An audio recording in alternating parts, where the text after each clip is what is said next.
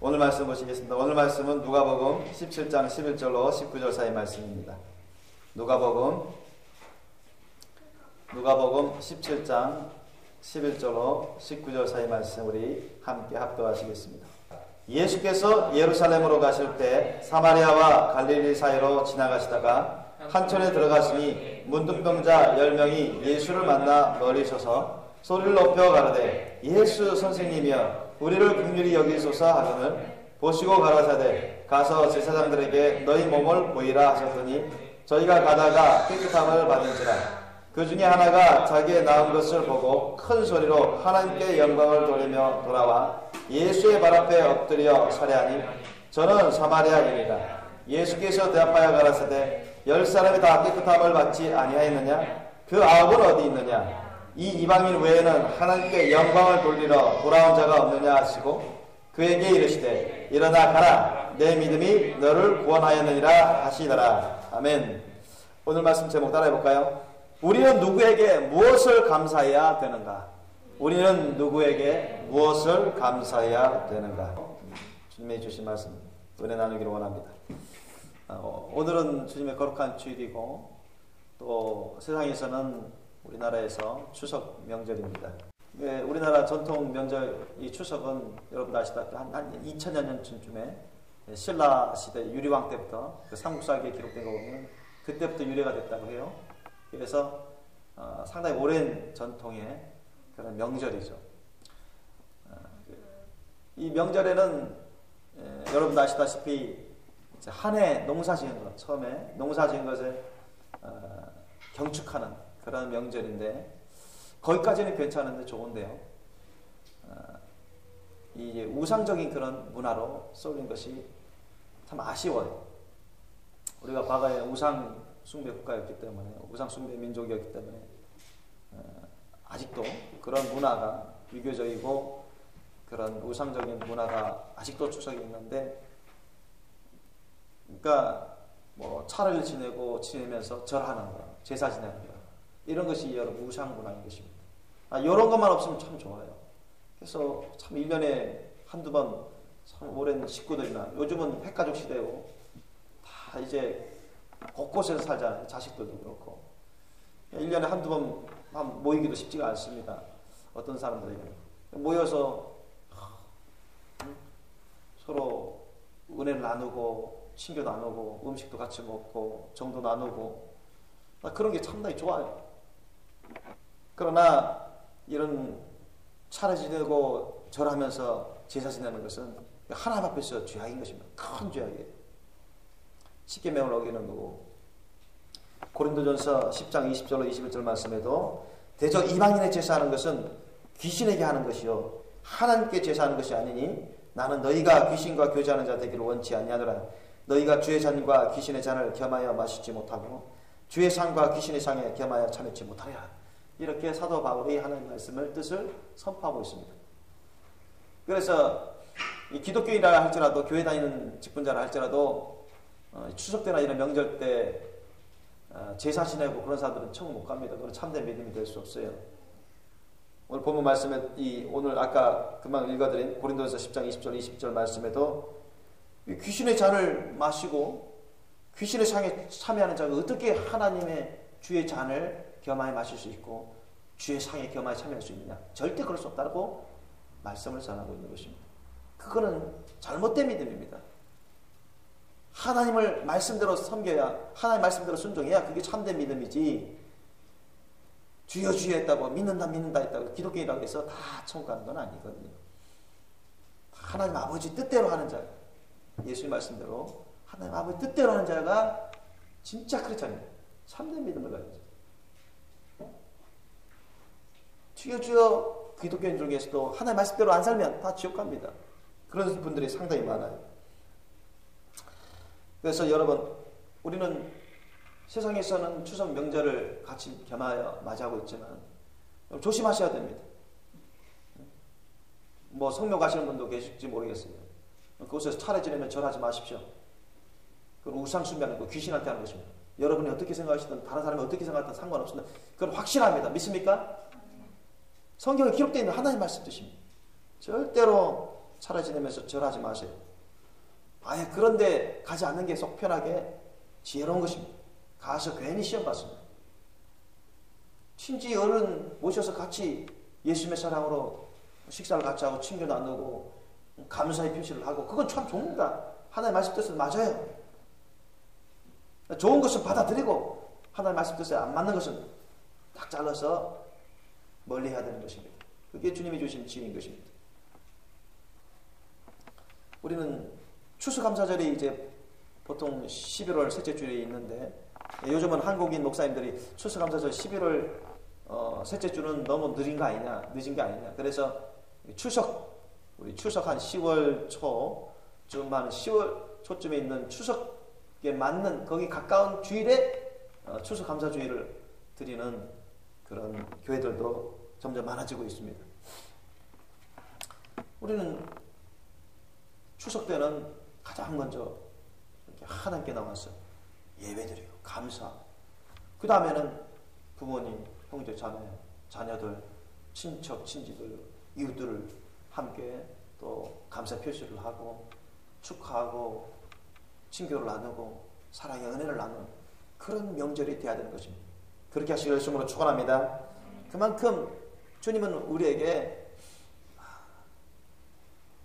여러분, 이 추석뿐만 아니라 모든 명절 가운데서도 우상을 섬기지 말고 하나님께 먼저 나와서 감사하고 영광의 예배를 드리고, 또 부모님, 형제, 자매, 이웃, 친지 이런 분들과 예수님의 사랑 안에서 감사의 표시를 하고 은혜를 나누면서 복된, 축복된 그런 명절을 보내기를 원하십니다. 그만큼 여러분, 올바른 감사 생활이 중요한 것입니다. 무턱대고 지옥 간 조상들에게 감사히 제사를 지내고, 그거는 잘못하는 것입니다. 여러분, 우리에게 안 믿는 사람에게나 믿는 사람에게나 복을 주시는 분은 하나님이시지 지옥 간 조상이 아닙니다. 믿습니까? 제사를 잘한다고 해서 그게 여러분 구원받고 신령한 은혜를 받게 해주는 게 아니고 오히려 죄악된 것입니다. 올바른 감사 생활을 해야죠. 올바른 감사 생활을 잘하는 사람은 하나님으로부터 영육간의 풍성한 복을 누리게 됩니다. 믿습니까? 예전에 미국의 미시간 호수에서 유람선 한 척이 한 1860년경에 실제로 있었던 일인데, 운항하다가 암초에 걸려서 그냥 파손해서 침몰해버렸어요. 그거 유람선을 타고 있었던 많은 사람들이 죽었습니다. 근데 배에 타고 있던 수많은 사람들 중에 한 17명이 생명을 건졌어요. 근데 이 17명이 생명을 건졌는데, 극적인 기적 같은 생명을 건졌는데, 여기에 혁혁한 수운을 세운 사람이 있었습니다. 그 당시에 대학생이었고 수영선수였던 스펜서라는 젊은이가 있었어요. 그 젊은이가 수영을 잘하는 선수였기 때문에 그 수많은 사람들은 다 건질 수는 없었지만 얼마나 최선을 다해서 힘을 다해서 수영을 해가지고 호숫가로 사람들을 구출해내는지 17명을 살려냈어요. 17. 그 많은 사람 중에 많은 수는 아니지만 17명을 살려냈어요. 최선을 다해서. 그래서 매스컴에서는 자신의 목숨을 아끼지 않고 사람들을 구한 그 영적인 걸 대서 특별했죠. 야, 저 사람들 본받아야 된다. 저 사람 자기 생명을 돌보지 않고 정말로 귀한 사람들 17명이나 살렸다. 정말 헌신적인 젊은이다. 여기 보기 드문 젊은이다. 본받아야 된다. 근데 그로부터 오랜 세월이 지났습니다. 그 토레이 박사님의 목사님이, 그분이 로스앤젤레스에서 LA에서 집회를 가게 되는데, 또 그 집회 중에 이 스펜서라는 젊은이 과거에 잘한 그 모범적인 행동을 칭찬하고 격려하면서 우리가 본받아야 된다고 막 그 설교 중에 그 예를 들었습니다. 그런데 그 연설하는 그 집회에 스펜서라는 젊은이가 스펜서라는 노인분이 와 계셨던 것은 모르고 있었어요. 이미 스펜서라는 그 젊은이는 노인이 되어서 그 복음 집회에 참여하고 있었던 것입니다. 그런데 나중에 알게 됐어요. 그 설교 말씀 다 끝나고 나서 이 집회가 끝날 때쯤에 이 스펜서라는 젊은이가 이제 그 당시에는 이제 노인이 되었죠. 스펜서라는 그 노인분을 만나서 정말 반갑다고, 너무 감사하다고, 이렇게 만날 줄 모른다고. 그렇게 서로가 대화를 나누는 가운데 이 토레이 박사님이 이 스펜서라는 노인분에게 질문을 받습니다. 그때 그 당시 목숨을 구해준 17명 중에 몇 명이나 감사를 표시했습니까? 물어봤어요. 그러니까 그 스펜서라는 노인분이 웃으면서 이렇게 답했다. 꼭 한 사람이 저에게 와서 감사의 표시를 했습니다. 그것도 어린 소녀 한 사람이었습니다. 그리고 그 소녀는 지금까지도 크리스마스 때는 매년 어김없이 저에게 연락을 하며 감사 카드를 보내고 선물을 보내오고 감사 표시를 합니다. 저는 감사합니다. 하나님께 감사하고 또 그 소녀 때문에 더 기쁘고 행복합니다. 이렇게 대답을 하는 것입니다. 여러분, 그럼 나머지 16명은 어디가 있습니까? 자기의 목숨도 돌아보지 않고 자기의 목숨을 구해준 그 스페셜한 젊은이에게 한 번도 감사 표시를 안 하니, 여러분, 그게 마땅한 도리겠습니까? 하나님도 그걸 원치 않으시고 당연히 하나님께도 감사 표시 하지 않죠. 그 정도면 보이는 사람한테 감사 표시도 안 하는데 자기한테 극적인 생명을 구해준 사람한테 감사도 안 해주는데 하나님께 감사할 도리가 할 턱이 있습니까? 여러분, 자신의 목숨을 구해준 사람에게 우리가 감사를 하는 것은 지극히 당연한 일입니다. 지극히 당연한 이치입니다. 그렇지 않습니까? 우리에게 은혜를 베풀어 주신 분에게 감사하는 것은 우리 당연한 본분의 참된 이치인 것입니다. 하지만 쓸쓸하게도 현실은 그렇지 못합니다. 감사를 까맣게 잊은 채 살아가는 사람들이 훨씬 더 많습니다. 예수님 시대에도 감사할 줄 모르는 이들이 많았어요. 오늘 본문 보십시오, 여러분. 오늘 본문도 예수님이 예루살렘으로 전도여행을 가고 있었는데 문둥병자 10명이 그 길 중에서 예수님이여 우리를 긍휼히 여기소서 하며 외치면서 우리를 고쳐달라고 간청하고 있습니다. 그런데 예수님 불쌍히 여기셨어요. 긍휼히 여기셨습니다. 그리고는 저들이 어떻게 믿음으로 나오게 된다면 순종하는 것을 보고 병을 고쳐주겠노라. 그런 심령으로 주님께서 그래, 너 제사장님께 가서 내 몸을 보이라. 아직은 너희들이 문병을 갖고 있지만 내 말을 듣고 순종해서 순복해서 제사장에 가서 내 몸을 보이라. 여러분, 옛날에는 이 문둥병 환자들이 문병이 나으면 제사장에 가서 공증을 받았어요. 확증을 받았어요. 그래서 그 다음부터는 마을에 들어와가지고 정상적인 생활을 하게 돼요. 문둥병 환자들은 마을에 들어오면 안 되거든. 마을에 들어오면 사람 돌비 맞춰서 죽어도 상관없습니다. 율법에 하면 부정하기 때문에 전염되고. 그렇기 때문에 병을 고침받은 사람들은 공증인 역할을 하는, 확증인 역할을, 보증인 역할을 하는 제사장에 와서 보여야 돼요. 제사장이 와서 진짜 나았구나. 그래서 하나님 감사 현물을 드리고 제사 지르고 나서 이제는 정상적인 삶을 살아갈 수 있도록 그렇게 허락했는데 지금은 낫지도 않았어요. 지금 낫지도 않은데 예수님이 내 말을 듣고 제사장에 가서 몸을 보이라. 지금 낫지도 않은 상태에서 가야 되는 거예요. 낫지도 않은 상태. 여기까지 잘했어요. 지금 문둥병 10명이 낫지도 않았지만 예수님 말씀을 듣고서 이들은 아직은 거듭난 사람들은 아닙니다. 예수님 보고 주야 예수야 그리스도야 이렇게 할 때 선생님이셔 라비야 이런 식으로 말씀했던 것입니다. 그러니까 주님이 하도 그리스도라는 훌륭한 선생님이다. 그리스도라는 소문도 있고 훌륭한 선생님이다. 불쌍한 사람 다 고쳐준다 무료로. 이런 소문이 자자하기 때문에 참으로 의롭고 하나님 보내신 그런 선지자다. 이런 소문이 자자하기 때문에 와서 이제까지 오랫동안 고치려고 해도 고치받지 못하던 문둥병자 10명이 예수님께 나와서 간구했던 것입니다. 이들이 예수님 말씀을 들어서 제사장에게 보이려고 갔습니다. 가는 도중에 진짜 주님 말씀대로 나와버렸어요. 주님이 작정하신 대로 나와버렸습니다. 10명이 값없이 그냥 평생 절망 가운데 살 것 같은 그런 삶이었는데 정말 예수님의 은혜로 하나님의 은혜로 나와버렸어요. 그럼 너무너무 놀라운 은혜 아닙니까? 세상의 의사들도 못 고치고 자신이 아무리 노력하고 애쓰고 통곡해도 못 고치고 정말 죽음의 고통의 길을 가고 있었는데 예수님이 값없이 은혜를 베풀어서 그냥 낫게 해주셨어요.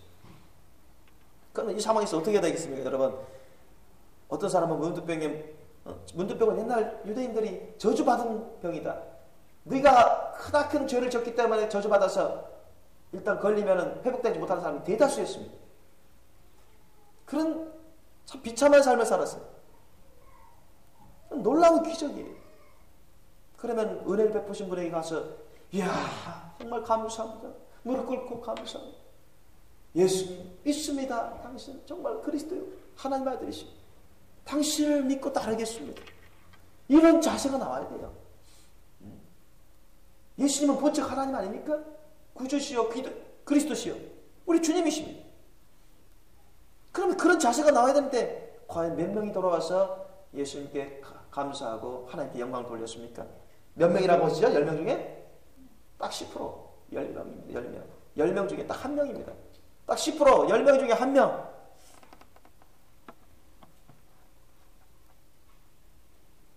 (15절) (16절) 말씀 보세요. 그 중에 하나가 자기의 낳은 것을 보고 큰 소리로 하나님께 영광을 돌리며 돌아와. 이야 너무너무 기쁘고 감사한 거예요. 하나님께 하나님 감사합니다. 영광 올리며 거기에 멈추지 않고 예수님께 나와서 달려와가지고 무릎 꿇고 주여 감사합니다. 이 은혜 어찌 갚습니까? 그렇게 하나님 예수님께도 감사의 예를 표시했습니다. 그런데 그 사람은 유다 사람이 아니었습니다. 이스라엘 유다 사람이 아니고 북이스라엘 출신의 사마리아 사람입니다. 그 당시 유다 사람들이 사마리아 사람을 아주 버림받은 민족, 과거에는 이스라엘 사람이었지만 이방인들과 혼혈돼서 완전히 저주받은 민족이 되어버렸다. 그래서 아주 멸시하던 그런 민족이었어요. 그런 사람들이었어요. 그런데 오히려 이 사마리아 사람이 하나님께 영광 돌리고 감사드리고 예수님께 나와서 예수님께 자신을 엎드리면서 헌신의 예를 표시하면서 감사드리는 것입니다. 그러나 본백성이라 자처하던 그 유다 9명의 문둥병 자는 그렇게 하나님의 놀라운 기적과 은혜를 체험했는데도 감사하지 않아요. 하나님께 영광 돌리지 않습니다. 예수님께 나와서 감사 표시를 하지 않습니다. 그러니 예수님이 뭐라고 말씀하십니까? 얼마나 주님이 거룩한 분노가 일어났겠습니까? 18절 19절 말씀 보세요. 우리 다시 한번 읽겠습니다. 시작. 이 이방인 외에는 하나님께 영광을 돌리러 돌아온 자가 없느냐 하시고 그에게 이르시되 일어나 가라 내 믿음이 너를 구원하였느니라 하시나. 아멘. 여러분 주님의 은혜로 병고침 받았다고 해서 그것이 곧 영원히 구원받은 건 아닙니다. 아셨죠? 오해하시는 분이 있어요. 교회 몇 번 나오다가 신앙생활 잠시 하다가 하나님이 긍휼히 여기셔서 병 고쳐주셔서 낫고 사업이 다시 회복되고 그렇게 했다고 해서 여러분 그 사람 구원받은 것을 보장할 수는 없습니다. 명심하십시오. 진짜 참된 믿음을 가지셔야 돼요. 진짜 구원의 믿음을 가지셔야 돼요. 이 10명 중에 9명은 주님으로부터 불쌍히 여김을 받고 은혜를 받았지만 고침까지 받았지만 하나님께 감사하고 영광 돌리자. 단지 제사장에 가서 몸만 보여줬을 것이에요. 그러니까 예수님이 이 말씀을 하신 겁니다. 하나님께 영광 돌린 자가 너밖에 없느냐? 감사한 자가 너밖에 없느냐? 그리고는 내 믿음이 너를 구원하였다고 했습니다. 이 사마리아 사람 한 사람이 참된 구원의 믿음을 가진 겁니다. 어째서요? 하나님께 감사하는 믿음을 가졌기 때문에. 예수님께 감사하는 믿음을 가졌기 때문에. 이게 정말 참된 믿음입니다. 이해되시죠? 하나님께 감사하지 않는 믿음은, 예수님께 감사하지 않는 믿음은 거짓 믿음입니다. 구원의 믿음이 될 수가 없습니다.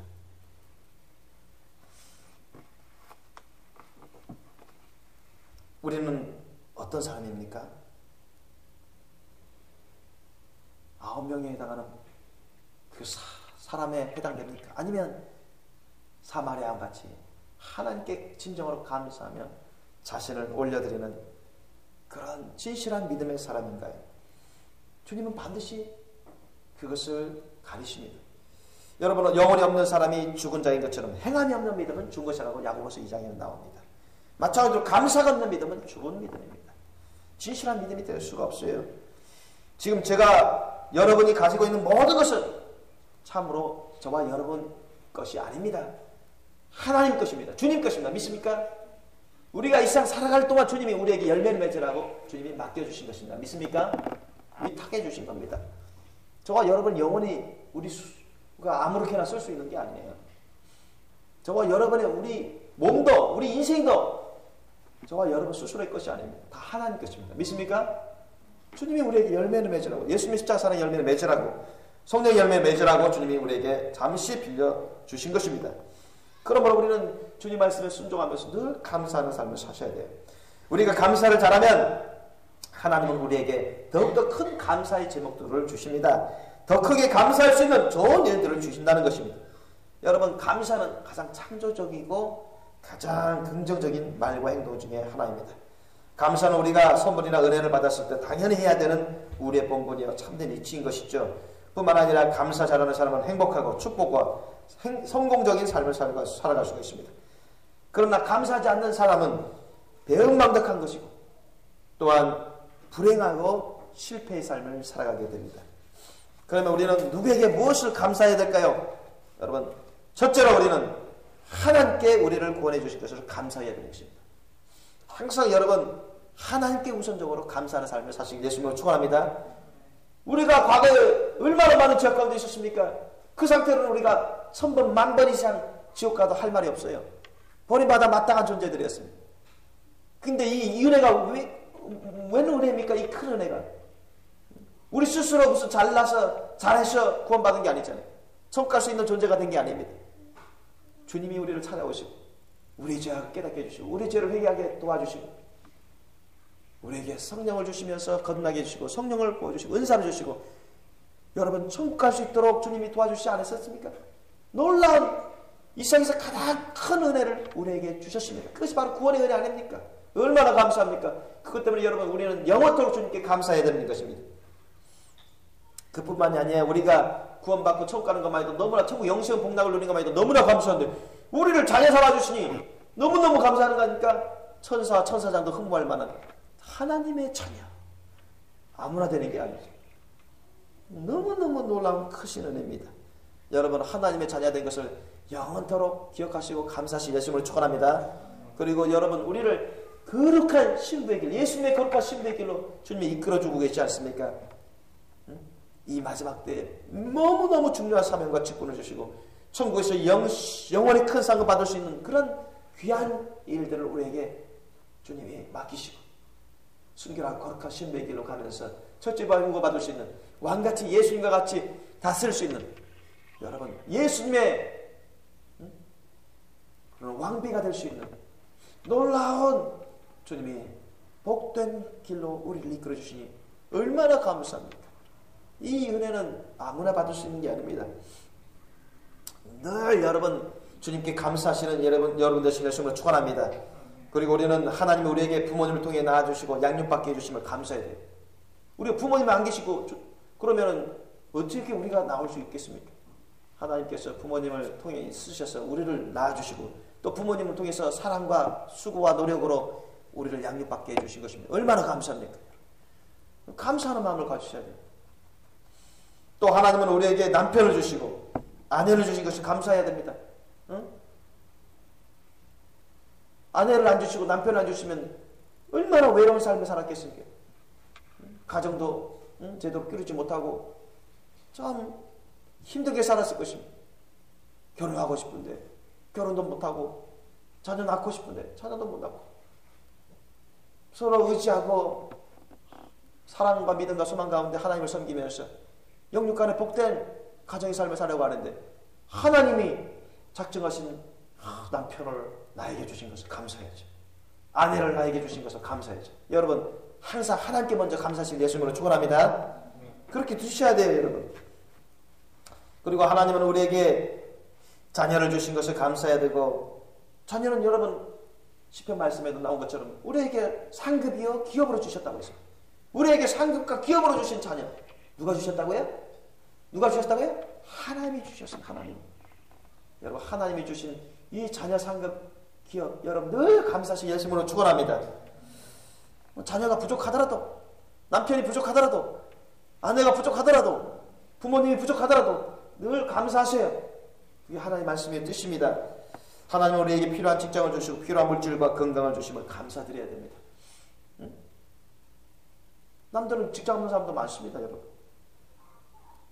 또 때마다 주님께서 삼년께 선을 주시면서 우리에게 필요한 물질을 주십니다. 또 무엇보다 영육간의 건강을 주셔요. 건강을 잃어버리면은 돈이 아무리 많아봤자 무슨 소용이 있습니까? 병 고치는데 돈 많이 들어가고 돈 많이 들어도 병 못 고치는 사람들도 많습니다, 여러분. 영육간에 주님께서 건강을 주시니 얼마나 감사합니까? 여러분 늘 감사하시는 예수님으로 축원합니다. 이 외에도 감사드릴 제목이 얼마나 많은지 몰라요. 여러분 우리가 하루 내내 묵상하면서 하나님께 감사 제목을 찾게 되면 찾을 수 있습니다. 만약 찾을 수 없다면 여러분 그만큼 뭐 1시간도 못 돼서 쩔쩔매고 10분도 못 돼서 감사할 제목이 뭔가 계속 생각이 안 나고 그러면 평상시에 감사 안 하는 사람이고 그만큼 하나님께 감사하는 삶을 살지 않는 사람인 것입니다. 둘째로 우리는 부모님께 감사해야 돼요. 왜요? 우리를 낳아주시고 주님이 이 부모님의 사랑과 수고와 애씀으로 우리를 양육해 주신 부모님 아니십니까? 부모님께 우리는 값없이 은혜를 받았다. 마치 주님께서 하나님께서 우리를 값없이 우리를 은혜를 베풀어 주시고 구원과 영육간의 축복된 삶으로 이끌어 주신 것처럼 부모님은 내가 의식하기도 전에 나를 보시고 기뻐하시고 이뻐하시고 사랑하시고 수고와 애씀으로 자기를 보면서 먹을 것도 마시는 것도 자기는 안 먹고 안 마시면서 우리에게 먼저 먹이고 저도 어린 시절 보면 다 우리 어머니 참 그런 것을 자주 보게 됐어요. 맛있는 거 그런 거 있으면 항상 우리에게 먼저 먹이고 자기에게는 좀 남으면 그때 먹어요. 안 남으면 그냥 말고요. 너무나 감사해요. 그리고 뭐 부족한 부모님이라 할지라도 참 그것만 생각해도 얼마나 감사한지 모릅니다. 응? 얼마나 감사한지 몰라요.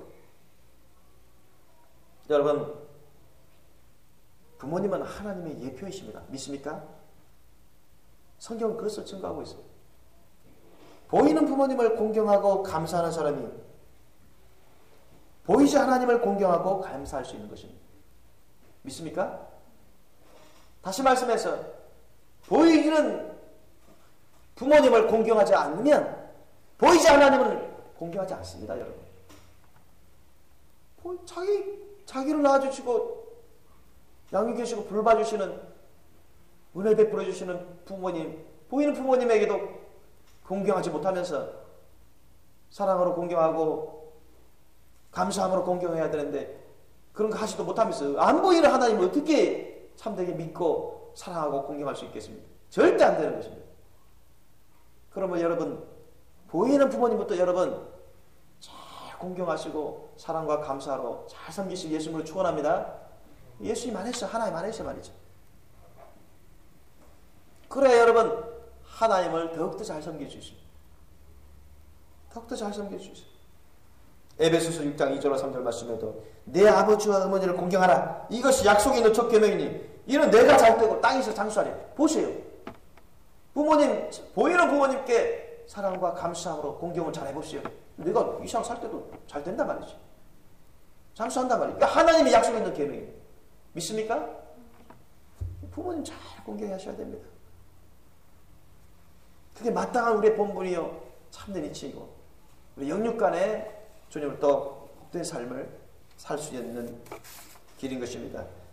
셋째로 우리는 남편과 아내에게 감사해야 돼요. 사실 남편과 아내에게 감사하기 전에 우리 부모님 계신데 우리 부모님께 감사합니다. 우리 권사님도 계시고 집사님도 계신데 자 우리 보면서 우리 감사합니다 해봅시다. 자 인사합시다. 자 아버지 어머님 감사합니다.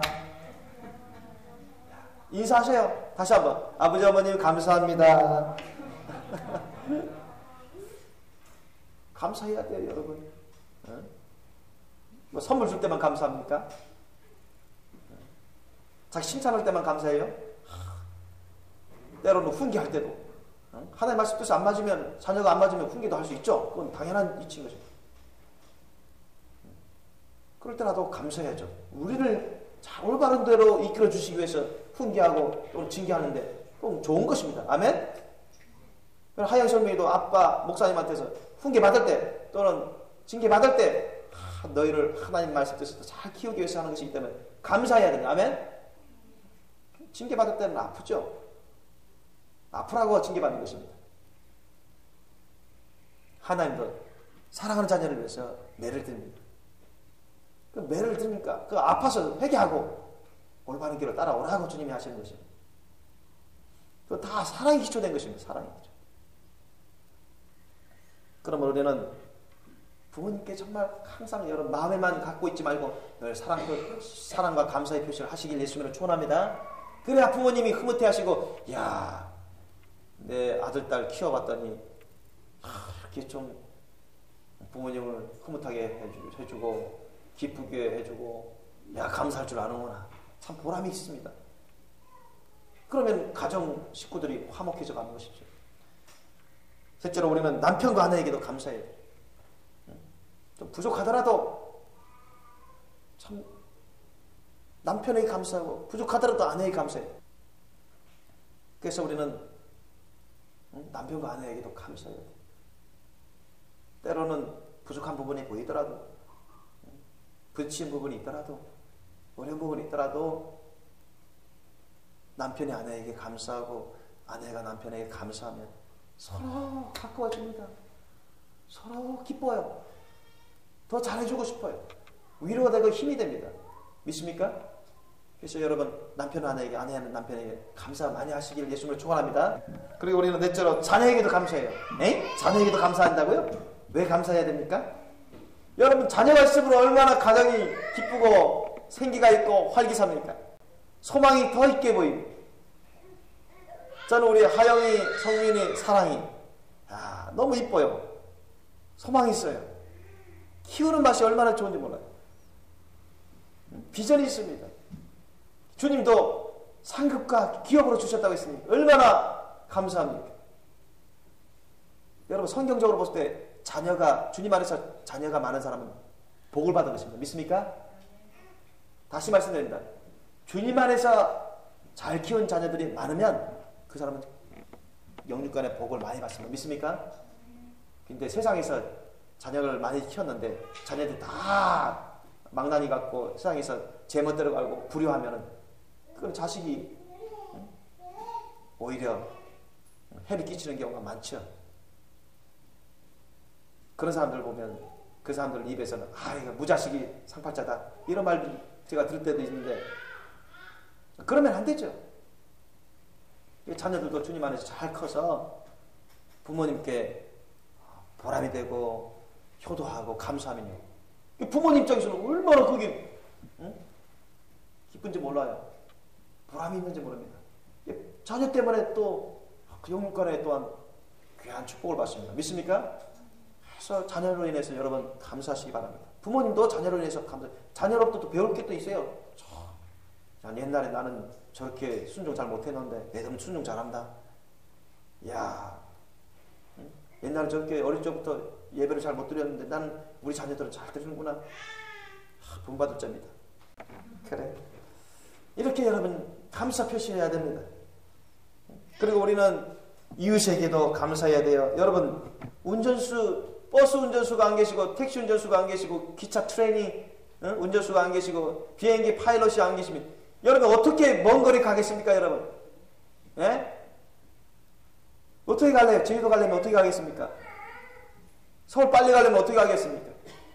다 감사해야 됩니다. 그리고 가다가 사고 안 내도록 운전수가 참 열심히 조심해서 운전하는데 얼마나 감사합니까? 그죠?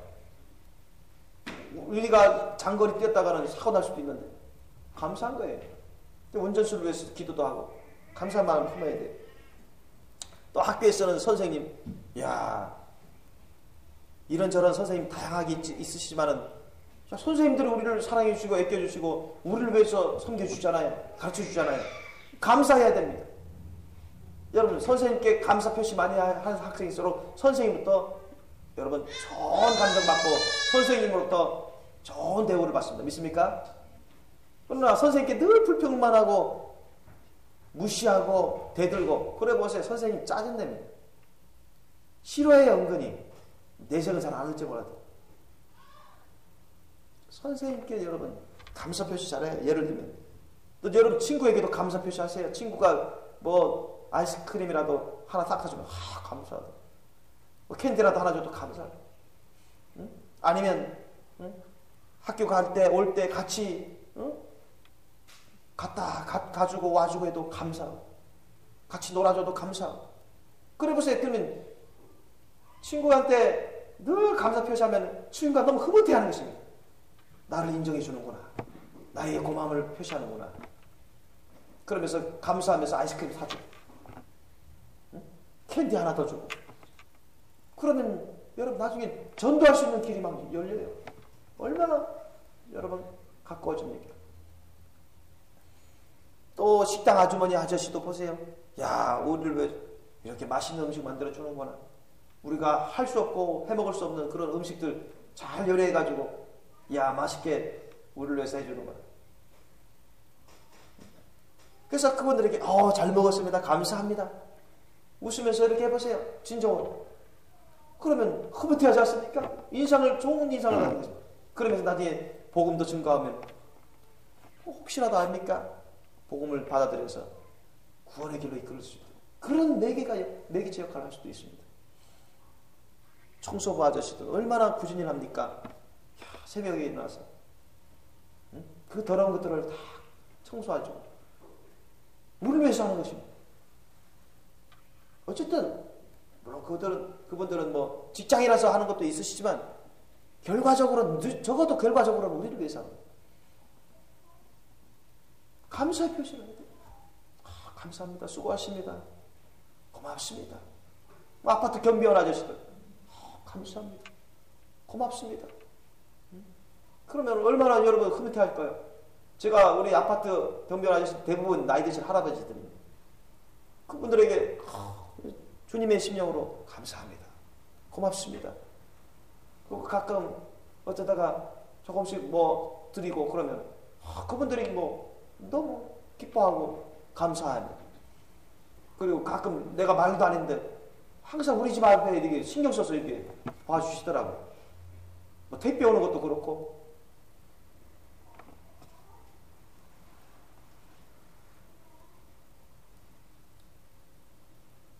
그래서 우리 이웃들에게 감사하는 마음 품는다. 직장 동료들에게도, 직장 상사들에게도 감사 표시 많이 하십시오. 조금만 도와줘도 감사합니다. 조금만 생각해줘도 감사합니다. 감사를 잘하면 그게 창조적인 말이 되어서 창조적인 역할을 합니다. 사람들의 마음을 흐뭇하게 만들어요. 상대방에게 더 아량을 베풀어주고 싶은 마음, 더 은혜를 끼치고 싶은, 더 좋아주고 싶은 마음, 더 잘해주고 싶은 마음을 일으키면 안 돼요. 의식적인 게 아니라 주님의 심령으로 진실한 감사를 합니다. 그럼 동료끼리 가까워지죠. 상사와 가까워지죠. 직장생활도 여러분 윤택해져 가는 것입니다. 사업할 때도 마찬가지입니다. 감사 표시를 잘하는 것입니다. 말이라도 감사 표시. 그러면 서로 관계가 가까워져요. 신뢰가 더욱더 두텁게 쌓여집니다. 그 기쁨과 행복으로 이끌어주는 그런 말과 행동이 바로 감사인 것입니다. 이외에도 우리는 감사할 대상들이 많습니다. 여러분, 이 감사라는 말과 감사의 그런 행동들을 주님의 사랑의 심령으로 정말로 넘치도록 많이 하시길 예수님으로 축원합니다. 우선 하나님으로부터 시작했어요. 우리 부모님, 형제, 자매, 자녀, 이웃들에게 얼마든지 여러분 감사를 많이 하십시오. 그리하면 우리의 삶이 더욱더 창조적으로, 더욱더 긍정적으로, 더욱더 맑고 밝고 환하게 복된 삶으로 변화되고 말 것입니다. 믿으시기 예수님으로 축원합니다. 이처럼 감사는 우리 모두에게 기쁨을 주고 행복하게 해주며 영육 간의 축복과 성공을 가져다 주는 귀한 역할을 합니다. 우리 모두 하나님께 범사에 감사하고 우리에게 은혜 주시는 모든 분들에게 감사하는 삶을 사시길 우리 주 예수님의 이름으로 축원합니다. 기도하시겠습니다. 우리 주님, 너무나도 감사합니다. 우리를 구원해 주신 것도 감사하고 우리를 자녀 삼아 주신 것도 감사하고 우리를 예수님의 거룩한 신부의 길로 이끌어 주셔서 감사합니다. 또한 우리에게 부모님을 주시고 사랑받게 해주시고 양육받게 해주심을 감사하고 또한 자녀를 주셔서 상급여 기업으로 주셔서 감사하고 소망 있게 해주신 비전을 보게 해주심을 감사하고 또한 형제자매들 또한 주셔서 서로 의지하게 되고 돕게 해서 주님의 선한 열매를 맺게 해주셔서 감사하고 또한 이웃들을 통해서 은혜를 주셔서 감사하고 알고 보면 우리가 감사할 것이 수없이 많은 것을 보고 저희들 놀랍니다. 주님, 우리가 의심하지 말고 또 부정적인 생각을 갖지 말고 또 불평을만 하지 말고, 그래서 주님으로부터 징계를 받고 주님으로부터 벌을 받고 그러다가 멸망당하는 자가 되지 말고 항상 주님으로 인해서 감사가 넘치는 자가 되게 도와주옵소서. 항상 부모님, 남편, 형제, 아내, 자녀, 자매, 이웃들로 인해서 감사가 넘치는 삶을 살게 도와주옵소서. 그래서 늘 맑고 밝고 환하고 기쁨이 넘치고 소망이 넘치고 행복이 넘치고 영육간에 강건하고 복된 삶을 살아가게 도와주시옵고, 늘 예수님같이 감사가 넘치는 삶으로 풍성한 삶을 살게 도와주옵소서. 감사하고 거룩하신 우리 주 예수님 이름으로 기도드리옵나이다. 아멘.